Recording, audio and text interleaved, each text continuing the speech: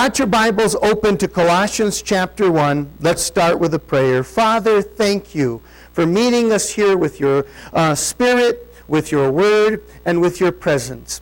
You're there right in the midst of everyone, their living rooms, their kitchens, wherever they're at. And Lord, you are there to give them encouragement and strength and comfort.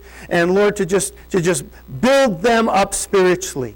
I pray, Father, that as we look at the Scriptures this morning, that we will be encouraged and inspired. In Jesus' name I pray, amen and amen. Awesome. Well, listen, guys. Along the San Andres fault line in California, there sits a small town called Parkfield, California. Parkfield is a charming, picturesque, rural town with a population of 35. That's right, 35. This quaint little town would almost go unnoticed, but Parkfield is known around the world. Guys, it's not known around the world for its rolling hills of grass, or its hillside vineyards, or its slow-paced demeanor, because it's kind of like Mayberry, USA, if you know what I mean. You know, it's almost like Mayfield. It is. But that's not why it's known. No, Parkfield is renowned as the earthquake capital of the world. That's right. At least 180 3.0 earthquakes happen in Parkfield every single year. Wow, 180 every single year.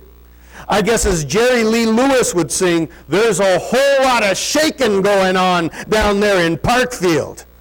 Huh. Well, guys, the city Colossae that we are studying today had a similar story. You see, Colossae was in the Lycus Valley, nestled along the Lycus River in Asia Minor, or Turkey. That's where this little quaint city was.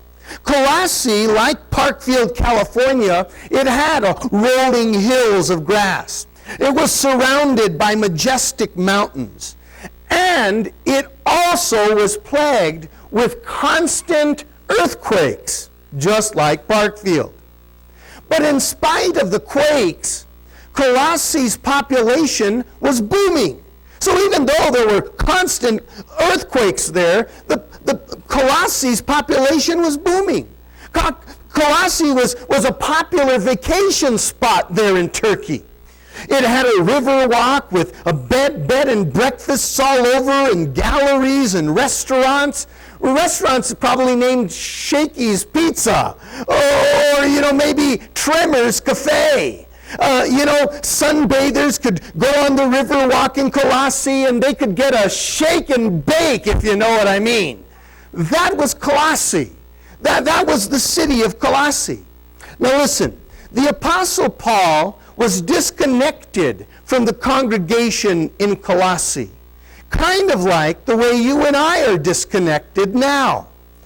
Listen, in fact, this is how Paul explained it in chapter 2 of Colossae. Jump over there and look at verse 5. Here's what Paul wrote there. He says, "For though I am far away from you, my heart is with you, rejoicing to see your good order and the firmness of your faith in Christ." Paul said he was hoping and praying that even though they were disconnected, that they would stay firm in their faith. You see, Colossae at that time was going through a season of trouble. So the Apostle Paul writes this church that he's disconnected from, and he tells them, I am hoping that you guys, and praying that you guys will stand firm in faith, because they were going through some troubles. See, before the trouble had started, the church in Colossae had been doing good. They were listening and learning and growing spiritually. Kind of like just like all of you before the pandemic. You were feeding on teachings. You were fellowshipping together. You were flooding the community with the gospel. You were filling the church to capacity. I mean, it was awesome, wasn't it? Colossae was doing the same thing. The Christians were thriving there in Colossae. But then something happened in Colossae that was shaking their faith. Maybe it was like the perfect storm that we're going through. A storm that threatens health and finances and freedoms. They were going through something similar. The Colossians went from thriving to surviving, sheltering in place, if you would. So Paul wrote them a letter. Let's start with verse 1, and here's what Paul writes them. Paul, an apostle of Jesus Christ, by the will of God, and Timothy, our brother, to the saints and faithful brethren in Christ who are in Colossae. Grace to you and peace from God our Father and the Lord Jesus Christ. We give thanks to the God and Father of our Lord Jesus Christ, praying always for you, since we heard of your faith in Christ Jesus and of your love for all of the saints, because of the hope which is laid up for you in heaven, of which you heard before in the word of truth of the gospel, which has come to you, as it was also in the world, and is bringing forth fruit, as it also among you since the day you heard it and knew the grace of God in truth. As you also learned from Epaphras, our dear fellow servant, who is a faithful minister of Christ on your behalf, who also declared to us your love in the Spirit.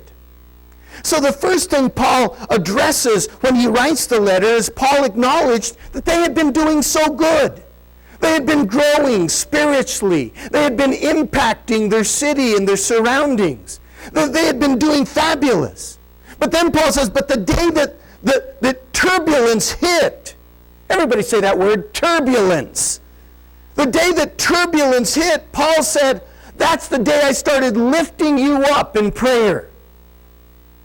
He said, I started lifting you up in prayer the minute the turbulence hit. Say the word again, turbulence. Turbulence is caused by a rough patch, a storm, a crisis.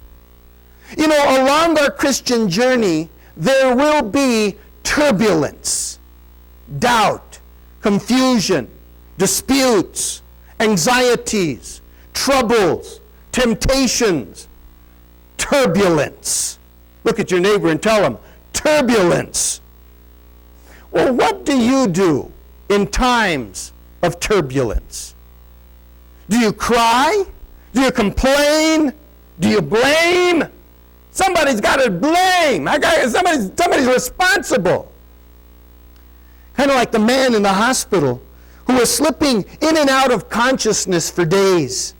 When he finally came to, he motioned to his wife to come near. As she sat by him, he whispered to her, "You have been with me through all of the bad times. I mean, when I got fired, you were there. When I lost my business, you were there. When I got shot, you were there. And when we lost the house, you were there. When my health started failing, you stood by my side. Now that I think about it, I think you bring me bad luck." Are you serious? Listen, don't be like that Yoron, crying, complaining, blaming your spouse, blaming the president, blaming the governor, blaming the Chinese for what's going on. Instead, let's do what Paul prayed we would do. The Apostle Paul prayed that the Colossians would, say it out loud with me, buckle up. Say it out loud, what? Buckle up. Let's read the passage. Here's what he said, picking up at verse 9. "For this reason we also, since the day we heard it, do not cease to pray for you, and to ask that you may be filled with the knowledge of his will in all wisdom and spiritual understanding." So Paul said, he started the letter by saying, hey, listen, you guys were doing so good.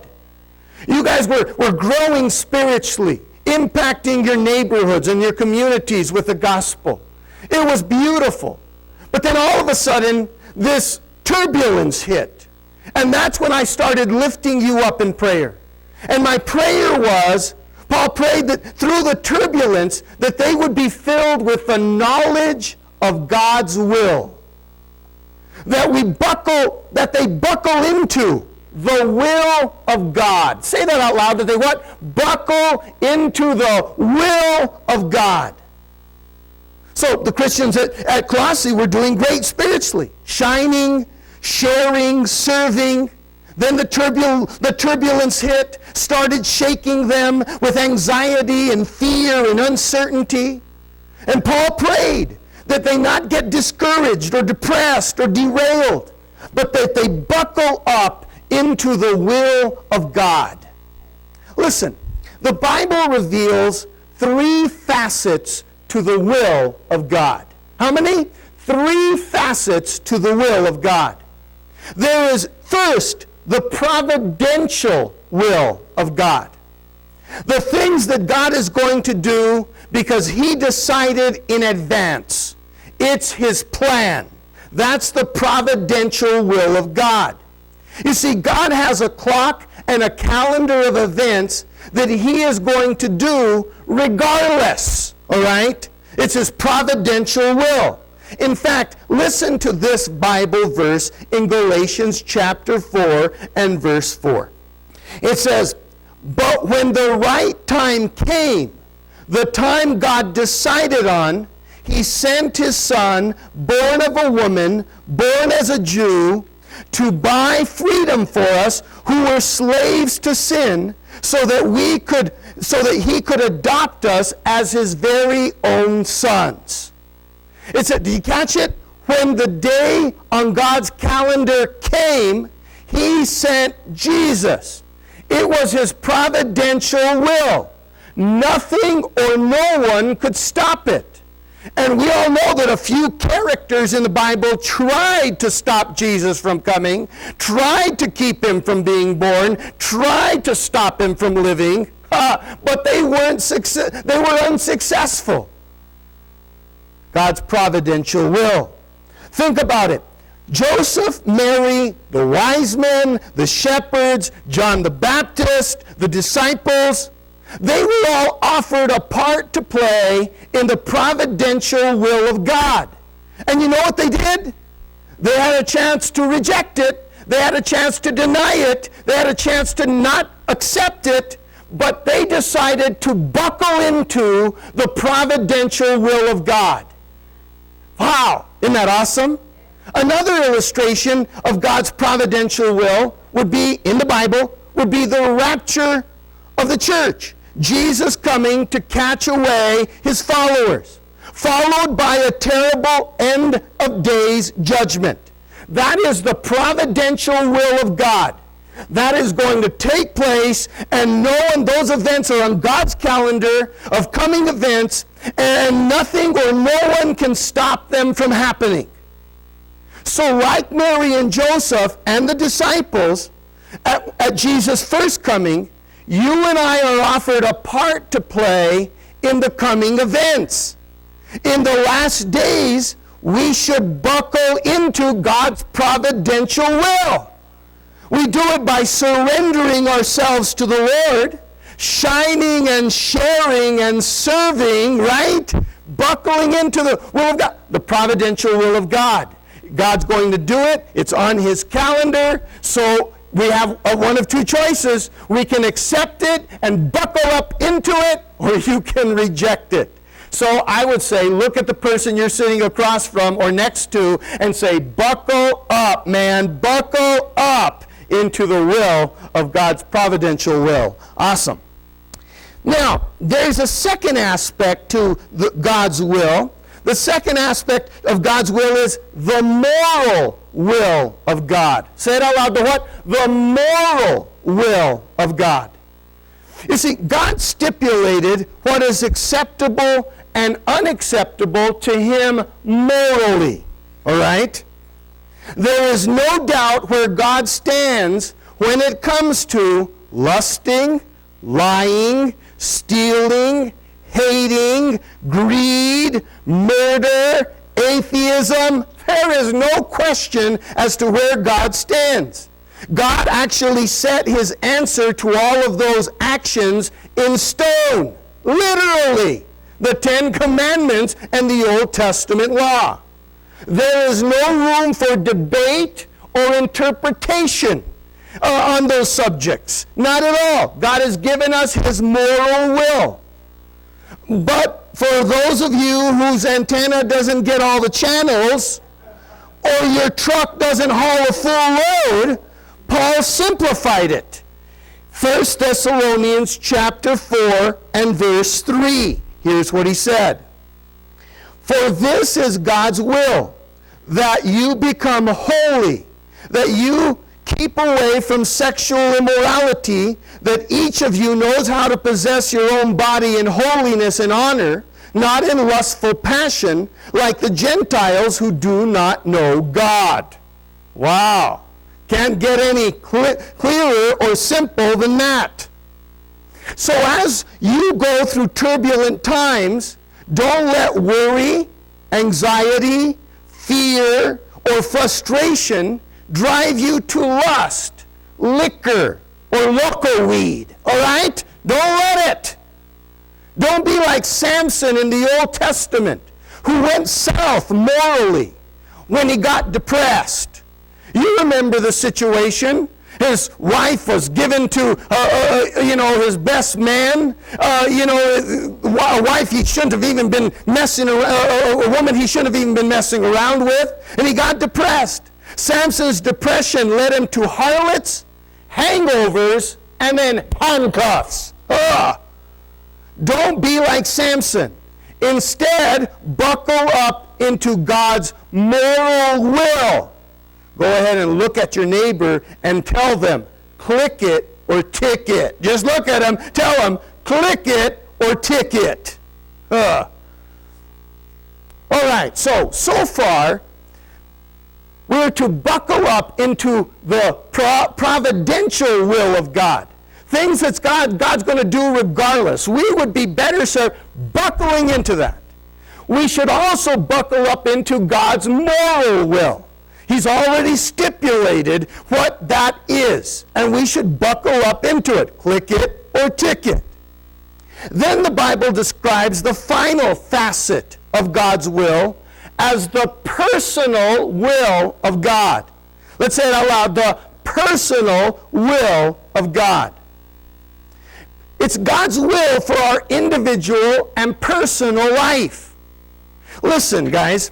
God is interested in the day-to-day of our lives. I'm going to say it again. God is interested in the day-to-day of our lives. Every single detail. In fact, David in Psalm 138 said this, "The Lord will perfect that which concerns me."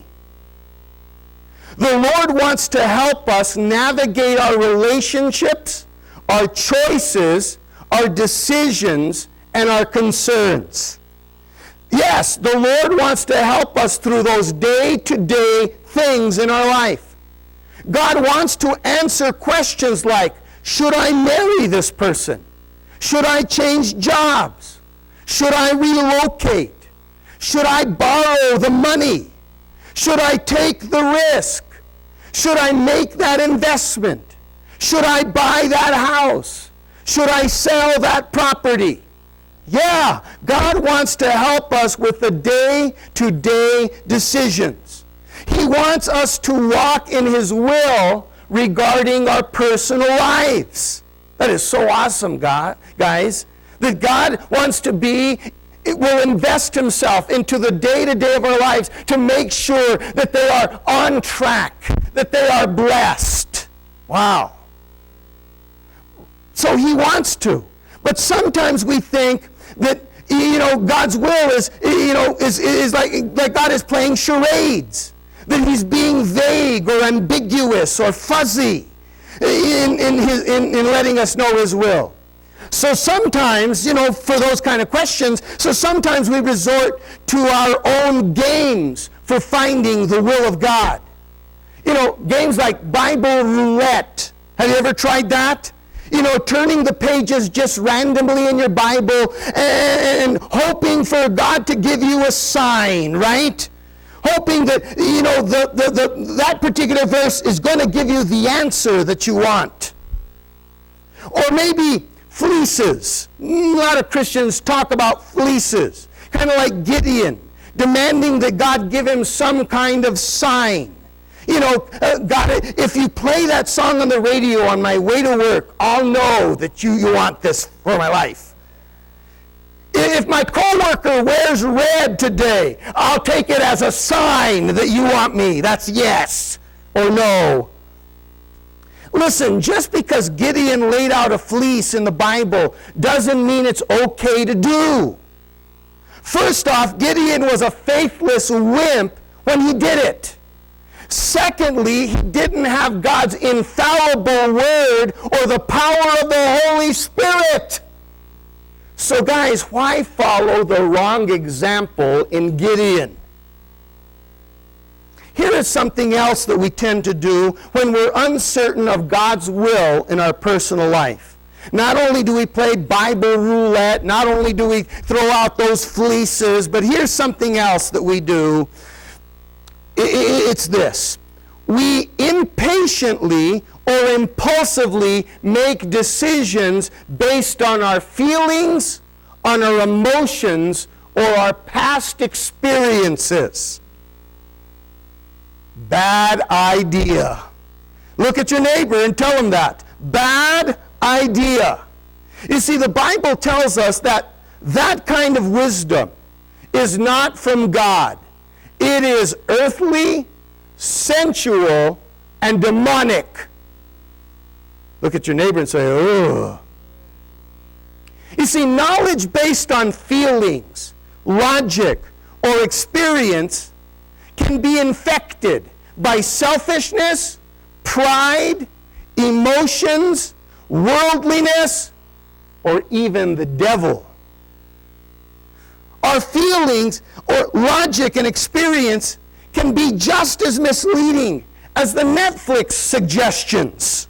Have you ever noticed that? The Netflix suggestions can be totally misleading.